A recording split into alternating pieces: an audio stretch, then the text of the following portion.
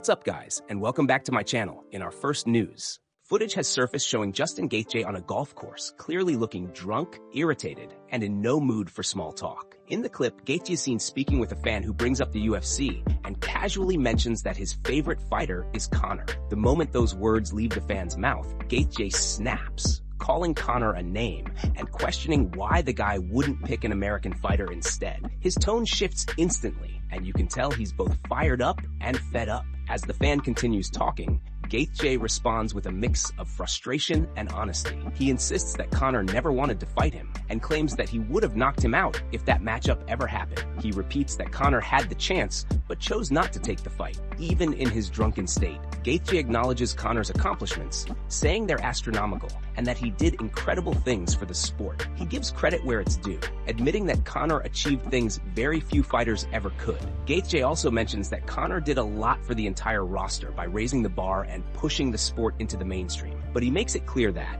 in his eyes, the best version of Conor was the one who was broke, hungry, and fighting with something to prove. According to Gaethje, that version of Conor was dangerous, sharp, and nearly unbeatable. He suggests that once the fame, money, and spotlight became part of the equation, the fire that made Conor so special began to fade. Despite the heated moment, Gaethje's comments end up painting a complex picture. One part anger, one part respect, and one part lingering frustration over a fight that never happened. And before we continue, make sure to leave a like on the video and subscribe to help support the channel. Moving on to another news, Arman recently reacted to Islam Makhachev's dominant win at UFC 322 during an interview with MMA Fighting's Mike Heck. Arman didn't hold back with the praise and made it clear that Islam's performance genuinely surprised him. He said it was a very good showing and admitted he was shocked at how easily Islam was able to beat JDM. According to Arman, that level of dominance says everything about where Islam is right now in his career. He's operating on a completely different level, showing the kind of confidence, timing, and precision that only comes when a fighter is truly in their prime. Arman explained that Islam's ability to not only neutralize JDM, but finish him so cleanly proves that he's a real problem for the entire welterweight division. He added that he doesn't know who can stop Islam at 170 at this point, especially considering how he's been evolving and sharpening every aspect of his game. Arman acknowledged that Islam is not just defending belts or winning fights, he's setting new standards inside the octagon. For Arman,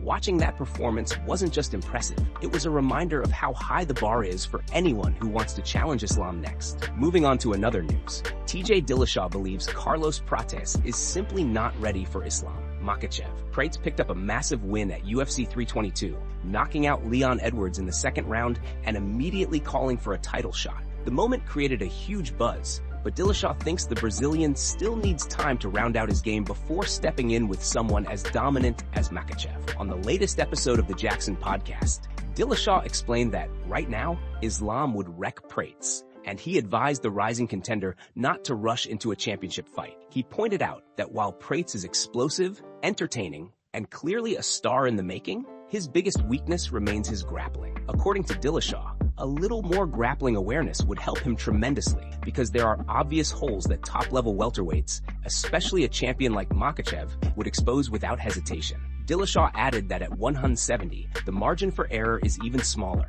Islam, who is now the champion, would make the matchup look one-sided, and Dillashaw believes it would be an easy fight for him at this stage. That's why he feels Prates shouldn't be pushing for a title shot right now. Instead, he suggested that Prates focus on building more star power, stacking a few smart wins, and continuing to evolve technically. He emphasized that Prates is absolutely a star, and fans love watching him, but climbing too fast could ruin everything. He said that fighting Islam too early could cost Prates his chance at a title run altogether. In Dillashaw's words, taking that fight now would be a mistake because a loss to Makhachev would set him back in a division filled with dangerous contenders. For him, the smarter move is to develop further, tighten up the grappling, and take fights that make sense before stepping into the cage with one of the most dominant champions in the sport. Moving on to another news, Dillashaw admitted he was genuinely surprised by how effortlessly Islam Makhachev handled JDM in their fight. Dillashaw said Islam made the entire matchup look almost too easy,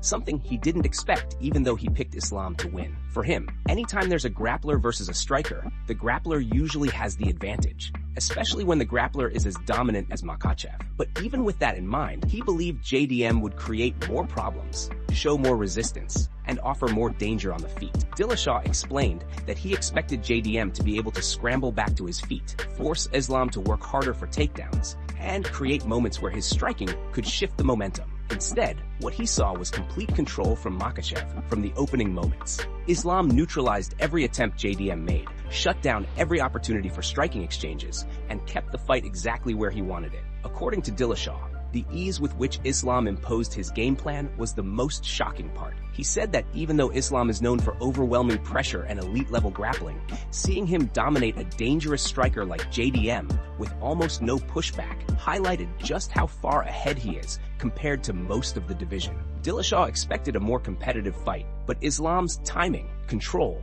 and ability to dictate every second of the match left little room for JDM to even show his usual aggression or power.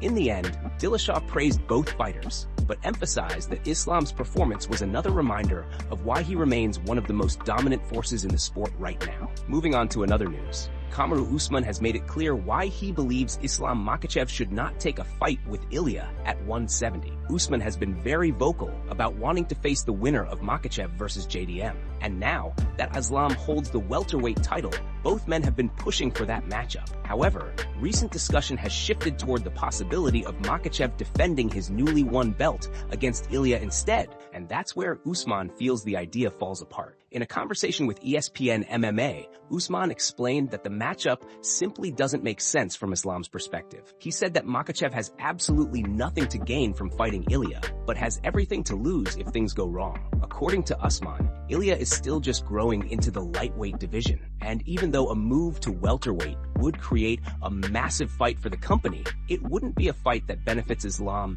in any meaningful way. The only purpose of the matchup would be entertainment, a big blockbuster moment for the promotion. But competitively, the risk outweighs the reward. Usman emphasized that Islam worked hard to move up in weight, put in the effort to enter the welterweight division, and then dominated the reigning champion to claim the belt. For him to immediately defend against a featherweight who moved to lightweight and is now trying to jump again to welterweight feels unreasonable in Usman's eyes. He explained that if Makhachev were to lose, the narrative would instantly become that he lost to a featherweight, damaging his legacy and momentum, even though Ilia is an extremely skilled and dangerous fighter. He also pointed out that there is no long-term value for the division. If Ilia were to win the welterweight title, Usman doesn't see him staying at 170 and defending against actual welterweights. Instead, he believes Ilia would likely move back down, leaving the division in an unstable position. That's why, for Usman, the matchup just doesn't hold competitive weight. It only exists to create buzz. Despite all that, Usman made it clear that he respects Ilia's talent. He said Ilia is an exceptionally gifted fighter and acknowledged that if the UFC decides to go in that direction instead of booking him against Islam, he won't be angry or bitter. As a genuine fan of the sport, he admitted he would definitely watch the fight. But from a logical standpoint, he believes it's not the right move for Islam, who has already proven himself against true welterweights and deserves fights that build his legacy, not threaten it unnecessarily. Moving on to another news, Arman made it clear that he wants to stay active and is absolutely open to a quick turnaround if everything goes well this weekend. Speaking with Mike Heck of MMA Fighting, Arman explained that if he beats Dan Hooker, his goal is to jump right back into training and push for a title shot against Ilia as early as January. Even though the potential matchup is only a couple of months away and nothing has been officially announced, Arman said he has no interest in waiting around or slowing down his momentum. During the interview, Mike Heck pointed out that fans have been wondering about the timing, especially with January approaching quickly and no concrete news from the UFC yet. He asked Arman whether he'd be willing to fight Ilia for the belt so soon after facing Hooker, or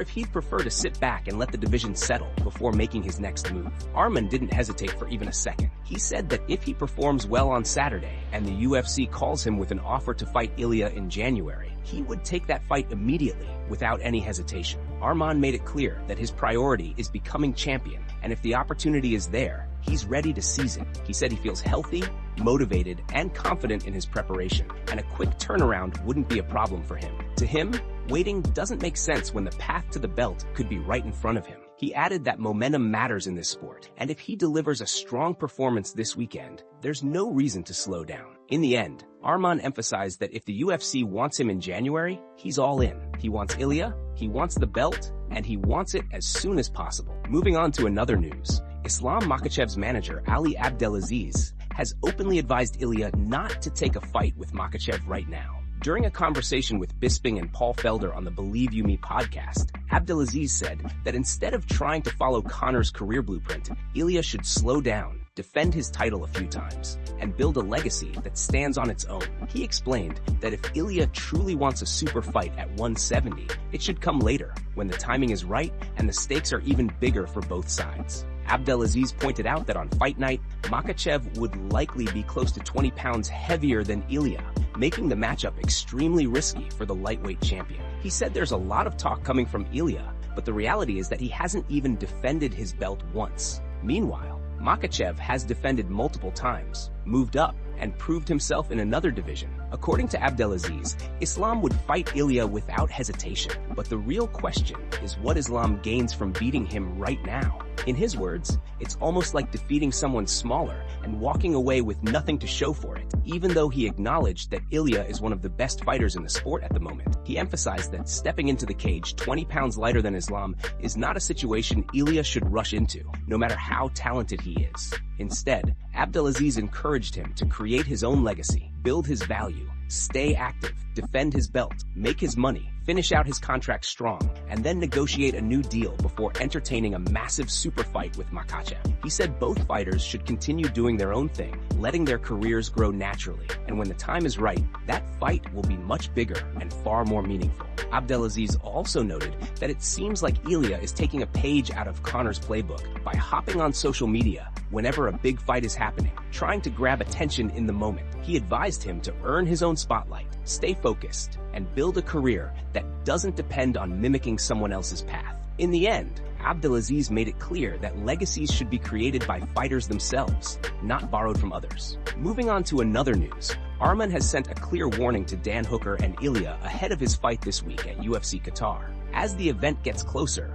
Arman has been doing more interviews to build the hype, and during a conversation with Shaq MMA, he didn't hold back. Arman made it clear that both Dan and Ilia need to watch their words and not cross the line with their trash talk. He said Dan has never talked personally about him, and if anything personal ever came up, he'd pull him aside and handle it privately. The same goes for Ilia. Arman explained that fighting is business, and trash talk is part of the game, but there are limits. If anyone brings up his family or uses disrespectful language, that's when things change. He said he understands banter, like calling him a spoiled kid, but once it gets personal, he won't let it slide. As for his fight this weekend, Arman and his opponent faced off during the Qatar social event. The atmosphere was tense, with cameras rolling as the two squared up. Arman stood calm and focused, waiting for the signal. And when they faced forward, the energy in the room made it clear that he's coming in sharp and ready for business. Moving on to another news, Dana White opened up about a moment he claims turned physical between him and Francis Ngannou. According to Dana,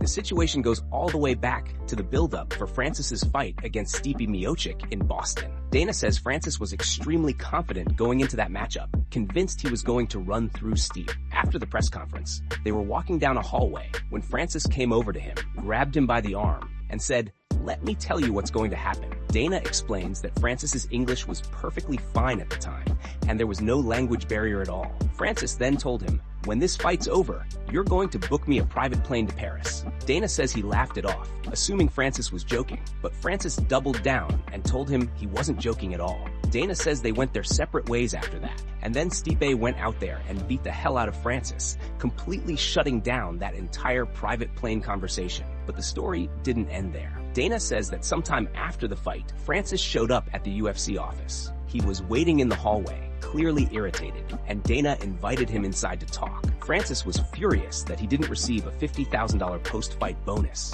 According to Dana, Francis felt the performance bonus should have gone to him. Dana tried to explain the reasoning behind the decision, telling him who earned what and why, but Francis wasn't having it. The argument kept building, and Dana says he eventually tried to end the conversation by walking out of his own office. That's when, according to Dana, things escalated. As he was trying to leave, Francis grabbed him by the shirt and pushed him back into the office. Dana says he immediately told him, "Dude, get your hands off me." He insists that those were the exact words that came out of his mouth as soon as Francis put his hands on him. Dana claims the moment shocked him because although Francis had always maintained a calm, humble public image, the person he occasionally dealt with behind closed doors was very different. Dana explained that this wasn't the only time Francis showed flashes of frustration or aggression during their business relationship, but this was the only time it ever turned physical.